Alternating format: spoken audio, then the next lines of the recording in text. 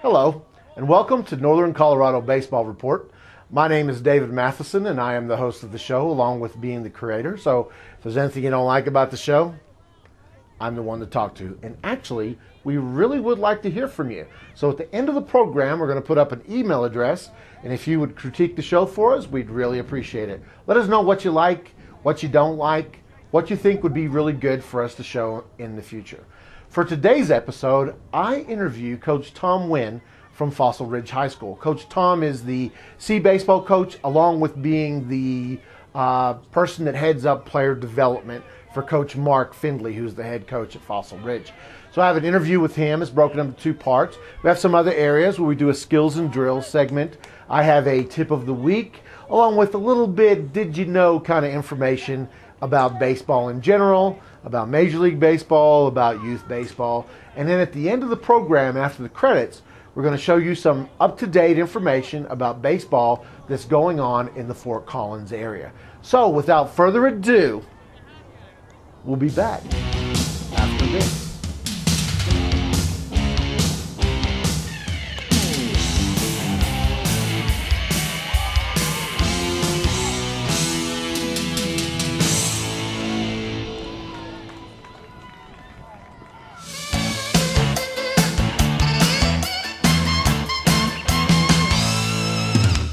Today we're going to talk about balls, as in baseballs. Now this particular baseball is a Wilson A1010 HS1.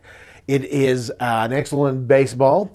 Love to use this in competitive league play, for games, and also at practices. This particular baseball is made of genuine cowhide leather, as opposed to non-genuine cowhide leather.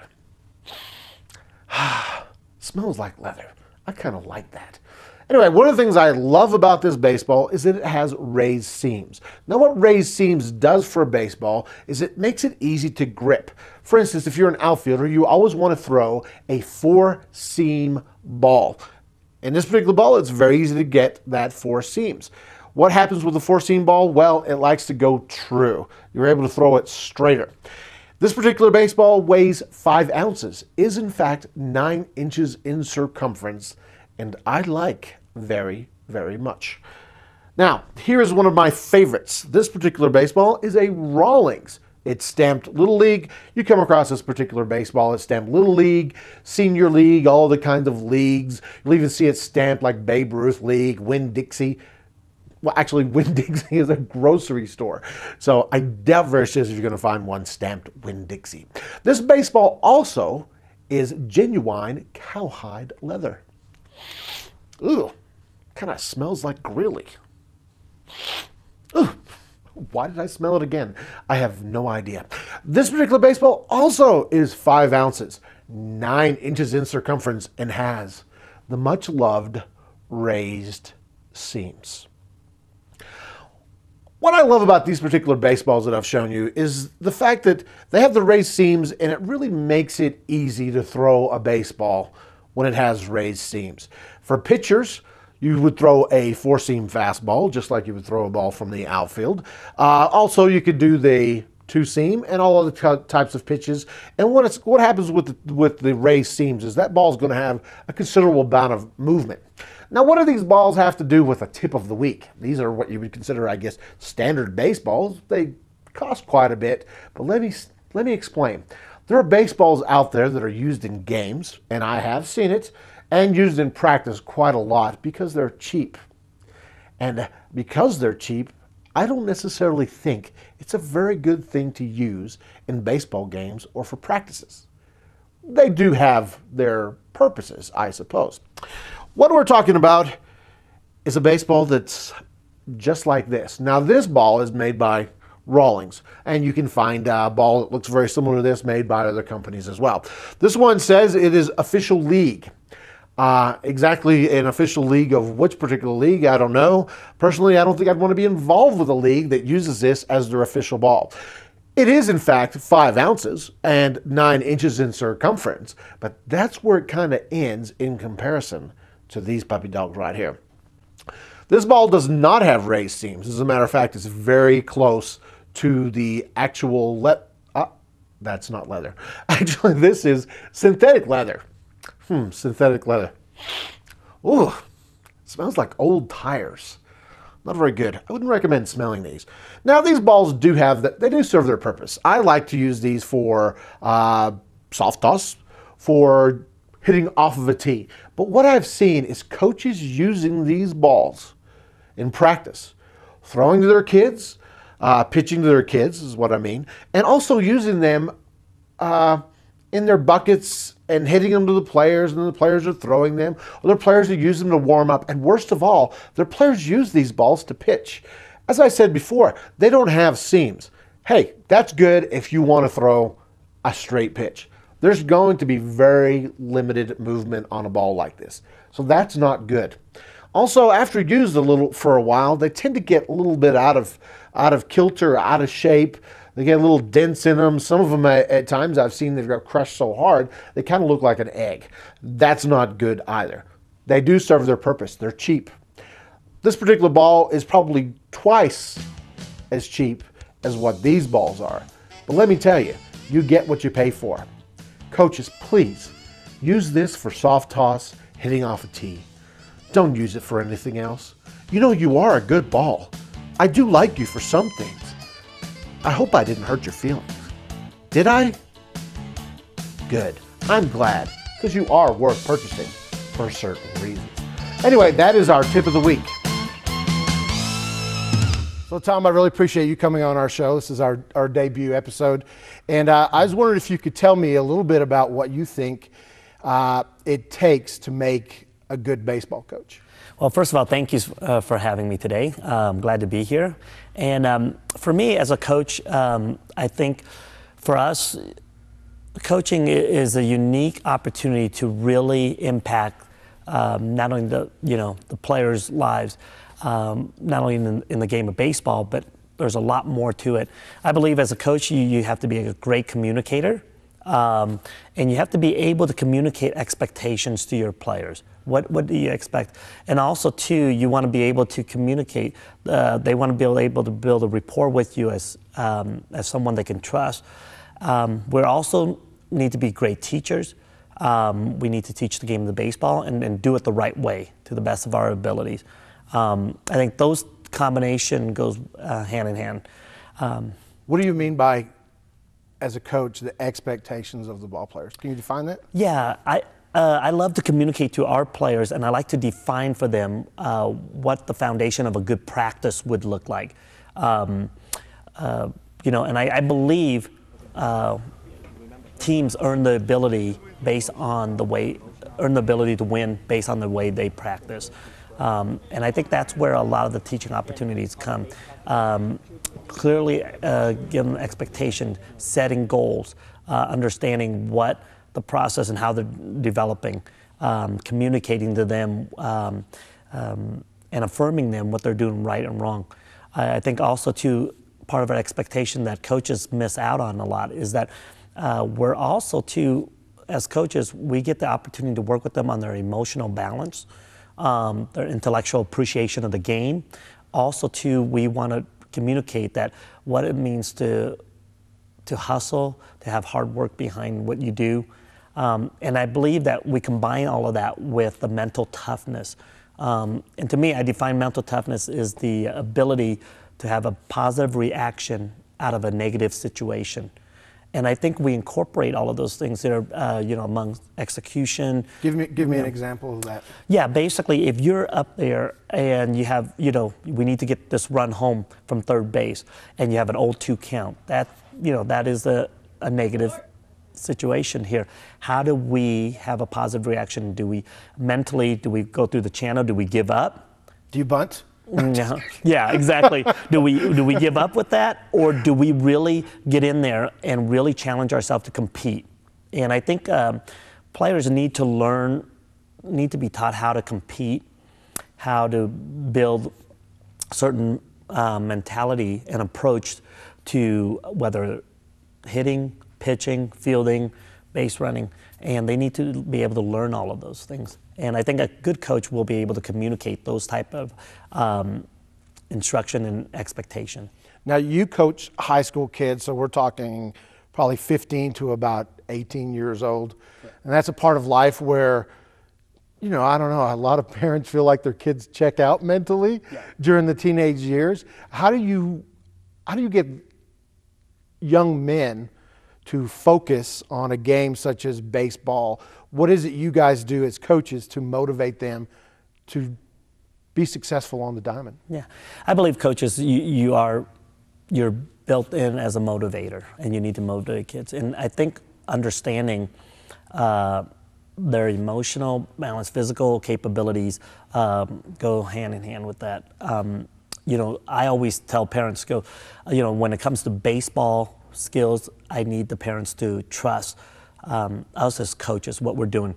But when it comes to how to communicate and how to work with their kids, I would love to welcome parents' feedback in a sense, because I believe parents have, 14, 15 years, with their kids. They know their emotional balance a lot better, and communicating that to us as coaches, that way it helps us to kind of balance things out for them on the practice field and in the games. So to me, I think, just being able to motivate them based on knowing how the kids react to certain things. Each as an individual. Individual, right. Yeah, exactly. There are things that we incorporate as a team, but as an individual, someone may respond better to, just putting your arm around them and saying, hey, I know you can do this, and really encouraging them. Some players may need a little bit more of a vocal motivation. Some players just, want just more instruction, more teaching. Show me how to do this, coach. I'll do it exactly the way you want me to do. So we got to be able to define them a little bit, an individual, and what they respond to. I think good coaches would find ways to allow their players to respond to their system, to the program, or to the way they're conducting the practices. Good coaches. I'd like to talk about that, and we'll talk about that in a minute. So we're going to go for a real quick break. We'll be right back with Coach Tom Wynn of Fossil Ridge High School. Yes. So we'll be back in a moment right after this.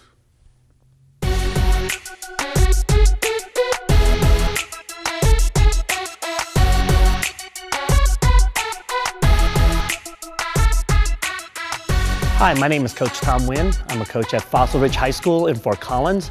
And today we're here at the Baseball Performance Training Center. And I have one of my players, JJ Bissell. And we're going to demonstrate the importance of the hip activation in the hitting mechanic. Anytime you have a larger muscle mass versus the smaller muscle mass, what you want to do is activate the larger muscle mass first. In the hitting mechanic here, what that means is that would be your lower body mechanics right here from the waist down. And when JJ hits, what he wants to do is generate that rotation, that activation of the larger muscle mass, which is his hip, which is his quads and glutes. Okay, and so here's how we're going to demonstrate that here. Before he swings, as he gets into his load, and as he stride, he's going to go ahead and rotate his hip and turn it right here. Okay, and that's where you generate the power to stay behind the ball and to hit the ball with velocity, is using your hip activation, your hip rotation here. Okay, JJ, go ahead and do it again. All right, here we go. Load, stride, swing. There we go, right here. Okay, and this is how you want to finish. You notice here, his front foot is at a 45 degree, back heels up, and he has his weight right on his leg right here. Okay, and he's at a balanced position with his weight distribution here. Okay, go ahead and do it again. Load, stride, and swing. There you go.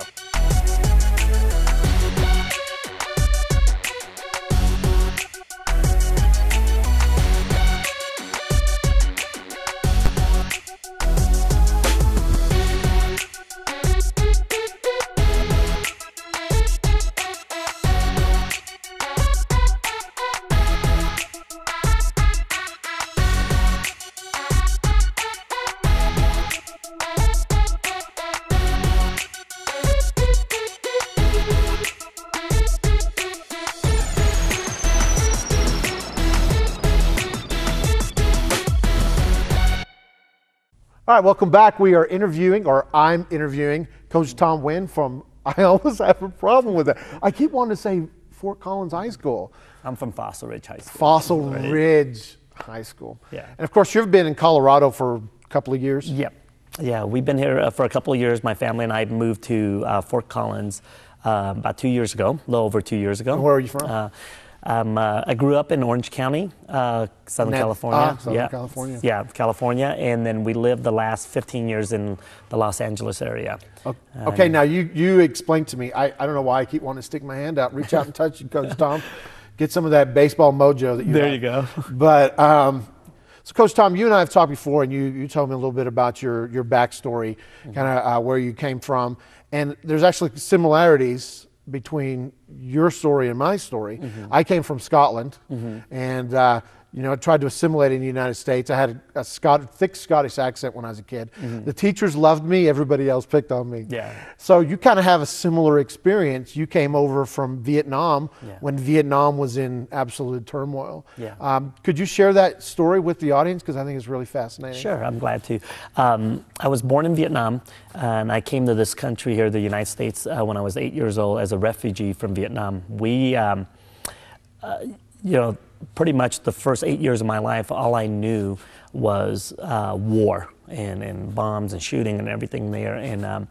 And our family, on the last day in April of 1975, we migrated down to Saigon and to the American Embassy, and they were airlifting a lot of people out there, a lot of the refugee. And I could just remember glimpses of you know, just everyone trying to get on the helicopter on the top of the building, and there was hundreds and thousands of people there, and we were the second helicopter to get out, the second to the last helicopter to get out there, and you would see families throwing their babies up to the helicopter as a propeller going, and there was just so many people trying to escape the Communist Party there, and so that's what we knew the first 8 years. And then as we migrated here to Southern California, our family, they put us in Camp Pendleton out there, and we had a sponsor family in the Orange County area, and they sponsored us. And when I was there was a gentleman that had just a great passion and love for baseball. He was an older fella, and he started introducing me to the game of baseball. Well, first of all, you got to understand, I don't even speak the language, let alone know this American sport of baseball. We just escaped the war, and we had a hard time. We've lost a lot of family members and friends of ours. And coming over here, so I started, you know, understanding the concept of the game of baseball. And when I went to school, you know, during the Vietnam War, there was just a lot of prejudiceness towards the Vietnamese, and people would, you know, spit on you, call you name, and there was a lot of prejudice shown towards me. Like somehow you were responsible for the deaths of American soldiers. Yeah, for the war and everything here. And we were just kids. And I remember just being a 9-year-old, and I would come home in tears and just saying, why do people hate me over here? You know, what's wrong with me? And that started developing a lack of confidence, a lack of security in myself, and just I want to be different. You know, I want to fit in so much. I want to assimilate into this culture. And as I learned the game of baseball and got better, I found out that kids then accepted me being an athlete, and I excel at baseball. So that became my focus. I associated with, if I'm good at something here, they may like me more, and they'll allow me to fit in. And so that developed such a inner passion to, you know, play baseball and do things as well as possible. And I pretty much eat, sleep, and play sports, basically. And you got to understand that's going against my culture. Just to give you an example, I played baseball for 15 years. And my parents never had the opportunity to come to one game. And I remember my dad telling me, we didn't bring you this country to play a game. Right. And so everything I did, I had to really motivate myself. I had just such a desire and a driven determination to excel in what I do, because for me, it brought me some inner healing as far as just, gosh, if I can do this well, people will care about me, people will recognize me, people will love me, and I become significant. I don't, just become another person out there. And so that was my driving force, and allow me to really be passionate about baseball and really excel in that sport, because I had this passion about it. Along the way, I was really blessed with a lot of people and good coaches in my life that just poured into and took time out just to teach me the game and do it the right way. And I think that's part of me, the desire now, as to have this baseball facility, a baseball academy here, is to really teach, the youth in our community the right way to play baseball. And I remember our coaches just would spend hours with me, really just developing my skills. Did they see talent in you? Did they see desire? Mm-hmm. What was it that had them want to pour like part of their life into you? They obviously something clicked because you had a passion for the game. Mm-hmm. They felt, my coach remembers, he was telling me, you have some raw athletic ability. Okay. Yeah, I had that. I was very athletic, raw athletic ability. And what they did was they saw something special in the sense of I had just a hunger to get better. I would do whatever it takes to get better. I would run through walls to get better. And what they'll find out is I would stay after. And I remember the story where both my double play partners and I, we would stay after getting 100, 150 ground balls hit to us just so we can get it down to a T exactly right, how to turn a double play. You, my friend, are a coach's dream. Yeah. Coaches would love to have kids with that kind of attitude and that way. And that's the type of attitude we develop. And when he saw that, he couldn't help but to really say, hey, I'm going to go ahead and work with these 3 or 4 guys who just are hungry to get better. And I think part of it too is, not only the passion and the desire, but I think you have to have that determination to want to reach your fullest potential. And that's what we do as coaches now. As a coach, my desire and where I get the most joy out of is that to see the kids that I'm coaching to reach their fullest potential. And I think my coach did that with me, and I'm very grateful for that. But you had something else. It's like, I call it the 3 Ds. You have desire, determination, but then you also have to have the discipline to put that into action, because I know there's certain things in life that I've always wanted to do. Like, I've always wanted to play guitar. I want to do it. I have the desire to do it, but then I don't have the dedication, and I definitely didn't have the discipline. So I never actually did it. So today, if you ever see me playing a guitar, you better run or cover your ears. One or the other, probably both. But you're right. I think that's a great way to put it. The 3 Ds there. I think you have to be disciplined, because baseball is one of the toughest sport you can ever play. We take the greatest athlete of our time, Michael Jordan. He could take a year away from basketball and come back and pick that up right away. When he started playing baseball in the minor league system, he said hitting the baseball is the hardest thing to do. And I think the one thing that we want to communicate, they did a survey, is that in order to be an elite athlete in any field at all, you need to spend 10,000 hours. And you have to be disciplined in order to be disciplined enough to know that you're taking care of your schoolwork, your homework, and everything here. You have to take care of that, but be disciplined enough to make time to make sure you're putting focus on the hard work that you need to do to get yourself better as a ball player. And when they survey that, 10,000 hours, that's the minimum to be an elite athlete in your field. That translates out to 10 years of training. Wow. And that's training 3 to 4 days, 3 to 4 hours per week. And we're talking probably professional athletes, Olympic type athletes kind of a deal. Yes, to be in the elite group of athletes there. Not that every player is going to be an elite athlete, but I think what it does is baseball can teach you like I said, the desire, the determination, and also to being disciplined in knowing what you need to do to get yourself better each day.